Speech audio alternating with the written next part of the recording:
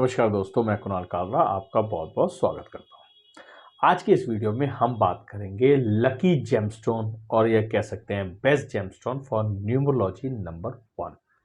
कि numerology number 1 अगर आप हैं, इसका मतलब कि आप 1 तारीख को पैदा हो सकते हैं, आप 10 तारीख को पैदा हो सकते हैं, या आप 28 तारीख को या 19 तारीख को अगर आप पैदा हुए हैं तो आपका जो न्यूमरोलॉजी नंबर है 1, या फिर आपकी डेट ऑफ बर्थ का टोटल, जिसे हम डेस्टिनी बोलते हैं, डेस्टिनी नंबर कह सकते हैं या हम लाइफ पाथ नंबर कह सकते हैं, अगर वो 1 है तो हम आपको ये कहते हैं कि आप न्यूमरोलॉजी 1 से ताल्लुक़ रखते हैं, तो आपका न्यूमरोलॉजी नंबर है 1। तो अगर आप न्यूमरोलॉजी नंबर 1 के हैं तो आपको कौन सा बेस्ट जेमस्टोन आपको सूट करेगा, क्योंकि मार्केट में आपने देखा होगा हमेशा न्यूमरोलॉजी बेस्ड जेमस्टोन्स मिल रहे होते हैं कि न्यूमरोलॉजी के हिसाब से अगर आपका कई बार बर्थ टाइम, देखिए बर्थ टाइम है तो चेक करके पहनवाना चाहिए कि बर्थ टाइम आपका है, तो बर्थ टाइम को प्रॉपर चेक करके, क्योंकि एस्ट्रोलॉजी मोर एक्यूरेट होती है न्यूमरोलॉजी से।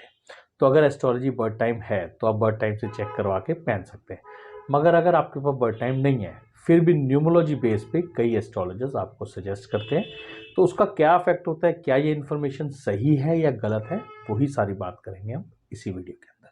तो चलिए वीडियो स्टार्ट करते हैं बिना टाइम वेस्ट किए।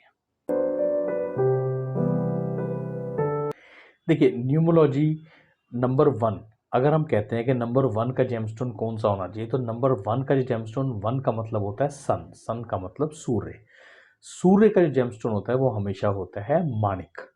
ठीक है, मानिक होता है, तो मानिक का मतलब हो गया रूबी कह लीजिए आप या मानिक कह लीजिए। अब रूबी मानिक, अब ये स्टोन होता है, तो ये जो स्टोन होता है ये हम सन के लिए रेकमेंड करते हैं कि सन अगर आपका पॉजिटिव करना है, अगर आपका सन वीक है, प्लैनेट्स के रिजल्ट्स नहीं आ रहे, या आपको गवर्नमेंट रिलेटेड कोई काम है, गवर्नमेंट जॉब से रिलेटेड अगर आपको जो गवर्नमेंट जॉब की तैयारी कर रहे हैं और आपका सन वीक है तो गवर्नमेंट जॉब में प्रॉब्लम आती है, तो सन को पावर देने के लिए, या आपके सन की दशा चल रही है सूर्य की, या फिर आपका कुछ भी गवर्नमेंट रिलेटेड काम है, केसेस हैं, कुछ भी है, तो सन की अगर पावर आपको बढ़ानी है तो हम सूर्य का जेमस्टोन पहनाते हैं, जिसको हम बोलते हैं रूबी या मानिक। अब हमने सिर्फ ये इन्फॉर्मेशन पे, अगर आपकी 1 तारीख का जो मैंने बताया डेट ऑफ बर्थ है, तो अगर आप उसके बेस पे पहना रहे हैं तो ये एक इनकम्प्लीट इन्फॉर्मेशन होगी। वजह बताता हूँ क्यों। हमने चेक करना है कि उसकी डेट ऑफ बर्थ में जो भी जातक पहन रहा है उसकी डेट ऑफ बर्थ में मल्टीपल वंस तो नहीं है।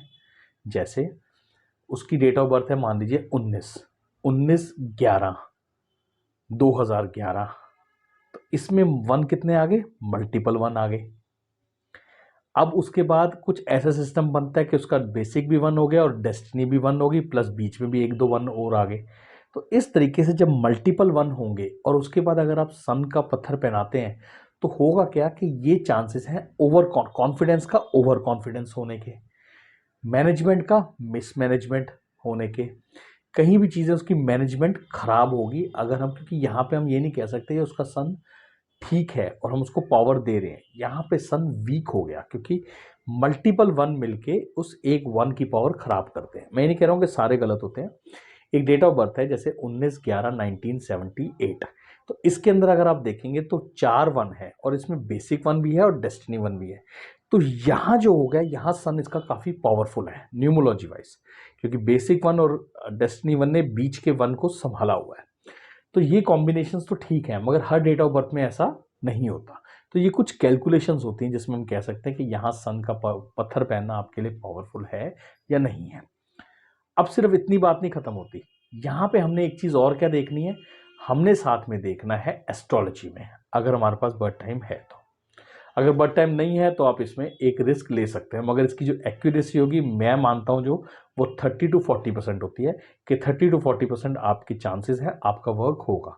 तो यही समझ लीजिए, अगर आपने 100 लोगों को पहनाया है तो उसमें से 30-40 को फ़र्क पड़ जाएगा, तो आगे आपका बिजनेस बढ़ जाएगा, मगर ज़रूरी नहीं है सबको पड़े, किसी के साथ नेगेटिव इफेक्ट ना हो, क्योंकि मेरा पत्थर पहनाने की कोशिश यही होती है, मैक्सिमम केसेस में नहीं पहनोगे चलेगा, क्योंकि मैं पत्थर बेच नहीं रहे हैं, ठीक है ना।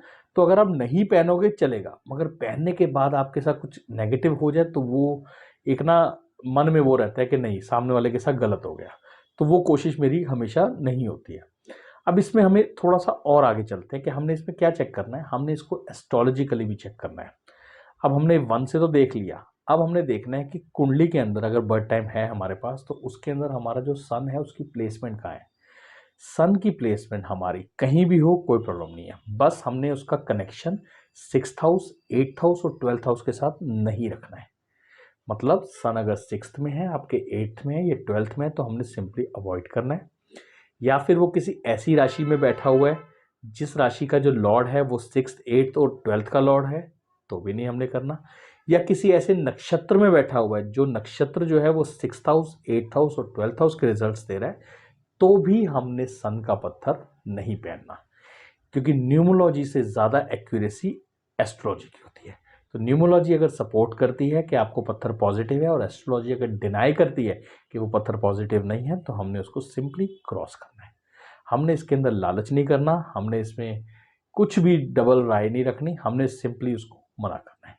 तो ये बात शायद मैं आपको क्लियर कर चुका हूँगा कि हमने पहले देखना है न्यूमोलॉजी में अगर पत्थर आपको सजेस्ट किसी ने किया है तो कोई बात नहीं, आपने एस्ट्रोलॉजिकली भी एक बार उसको चेक करना है, तब ही ये पत्थर आपने पहनना है। तो इसका जो पत्थर है वो सूर्य का है, रूबी और माणिक बोलते हैं इसको हम। अब इसमें एक चीज़ और होती है, आप मुझे कहेंगे कि मैं आपको कंफ्यूज कर रहा हूँ। हाँ, इसमें इसमें हम तीसरी चीज़ पाम भी चेक करते हैं। पाम में हम सन फिंगर भी चेक करते हैं कि हमारी सन फिंगर की कैसी है, कि कहीं हमारी सन फिंगर सैटर्न की तरफ टिल्ट तो नहीं है, कि कहीं हमारी सन फिंगर एक्स्ट्रा ऑर्डनरी लंबी तो नहीं है। अगर हमारी सन फिंगर एक्स्ट्रा ऑर्डनरी लंबी है तो भी हम अवॉइड करते हैं। वजह क्या है कि आदमी के रिस्क टेकिंग फैक्टर्स बढ़ जाते हैं।